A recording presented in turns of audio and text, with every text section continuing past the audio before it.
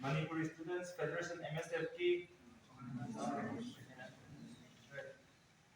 ngasi tang tara September 2023 numin asida tayo mapugi ikai soduna chumbagi maikeda lepkani haina wasakseli amadi mahiroi ama oina lok asigi jana kangon ngakna mahiroi kunagidama amasung Manipur kunagidama hawai hꯛꯆꯥꯡ yauna ꯊꯕꯛ ꯇꯧꯖꯒꯅꯤ ꯅꯨꯡꯁꯤꯅꯕ ꯑꯃꯗꯤ ꯑꯄꯨꯟꯕꯒꯤ ꯁꯛꯇꯝ ꯁꯥꯒꯠꯄꯗ ꯊꯃꯣꯏ ꯁꯦꯡꯅ ꯀꯠꯊꯣꯛꯄꯒ ꯂꯣꯏꯅꯅ ꯊꯧꯗꯥꯡ ꯄꯥꯡꯊꯣꯛꯆꯒꯅꯤ ꯃꯇꯝ ꯄꯨꯝꯕꯗ ꯂꯨꯞꯀꯤ ꯊꯕꯛ ꯊꯧꯔꯝꯗ ꯑꯔꯣꯠ ꯑꯊꯨꯞ ꯂꯩꯇꯅ